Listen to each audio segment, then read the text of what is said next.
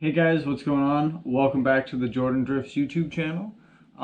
Today I'm just gonna kind of try to run through more of a talking video.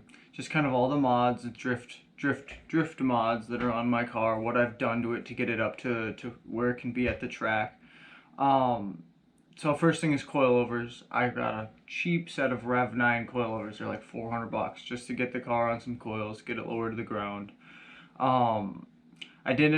I picked up an LSD differential and ended up throwing that in as well. I have a couple of open differentials that could be welded to put back in. And those are all the auto. I think it's 3:9 is the ratio. Yeah, I'm pretty sure that's a 3:9 because the 3.7 is the manual. So this is technically the auto differential. And then my manual swap, that was one of the big things. I've talked about that a little bit before.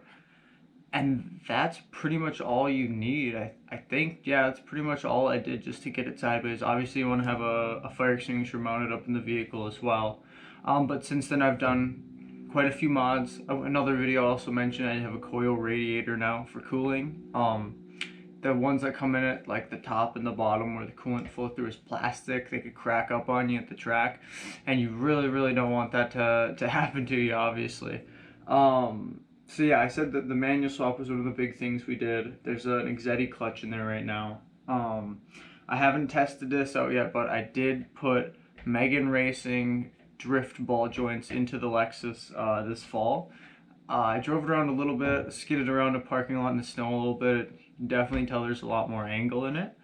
And then also in the videos you can see I have an NRG short hub, an NRG quick release, and then an NRG wheel as well. I ended up getting they call it reinforced wheel. It made me feel a little bit better about having an aftermarket steering wheel in the Lexus and still daily driving it. And so I was gonna mention too, so for those Megan drifting ball joints, knuckle kind of, my stock outer tie rods do not have many threads on the driver's side, do not have many threads into the inner tie rod. You know, the outer tie rod doesn't thread, like, I don't know, 5 or 6 threads. It does not seem very safe to me. So I did quite a bit of research, and what people end up doing is they run the IS300 outer tie rods, which will give you a little bit more length in, and then you still be in the same spec as the IS300 outer tie rod. And then what I've also heard is that you flip them around. So left tie rod on right side, right tie rod on left side, because there's a little bit of a curve in them. And when you bend them around, they actually, it makes it better. It doesn't hit the lower control arm then. If they're left on left, right on right, apparently at full lock, they can kind of bind up on the control arm. So that's definitely something that I want to be avoiding. And I think that's just about all I have for now. I do have some more parts that I want to show you guys. I want to show you guys the flywheel I ended up with. I want to show you guys the clutch setup that I'm putting in. My choice in fluids that I run in the Lexus, differential transmission. And then there's a couple other things, but I'll pick up the video when I'm looking at the parts. Alright guys, we're back. I'm in my room now. So I've got all of the upcoming parts that I'll be putting on the Lexus kind of, oh excuse me, laid out in front of me here. So the first thing I'm gonna say is we've got some drilled and slotted rear rotors. Now there's more than one reason that I'm getting these, but I have not replaced the rear rotors on the Lexus or the rear brakes at all, and I've put at least 20,000 on that car since I got it. So those definitely need to be gone through. So while I'm back there, obviously the new rotors, and I got some new Evolution brake pads, and these are tiny for the IS300s for the rear. I mean, they are tiny little brake pads. Of course the rear is always going to be smaller, but I thought those were exceptionally small.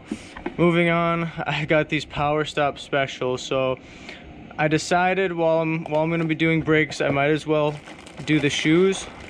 So I got 2 sets of shoes, obviously a set of shoes to redo the parking brake.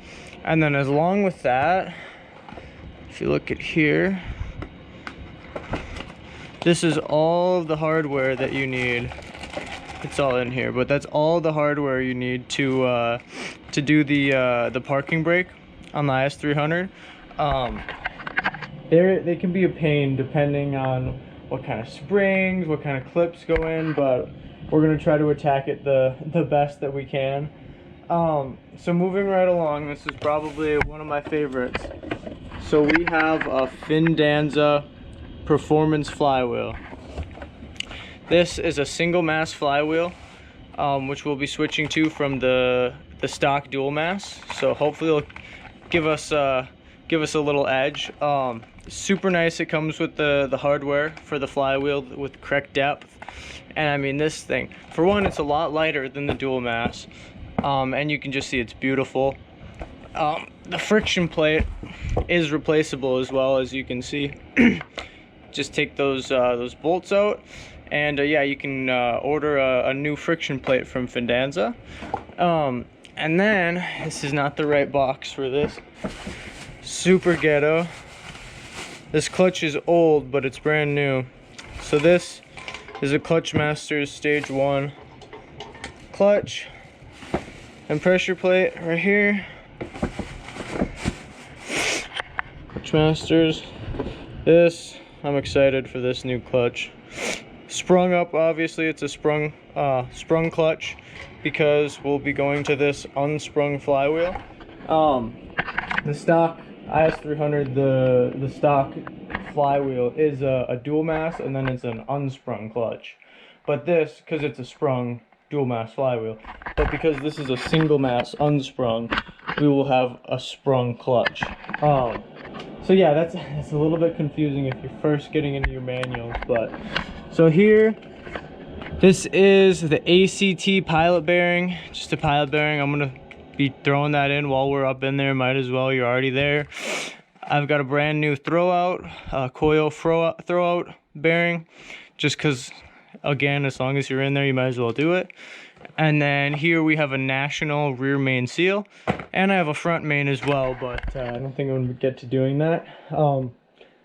Yeah, that's about it. I'll give you a little sneak peek of what's in here, I guess. I do have an ASD hydro and a whole setup coming for that, so I'll have to show you guys that one in another video. But I know the explanation was a little bit all over the place, but I wanted to throw something out there.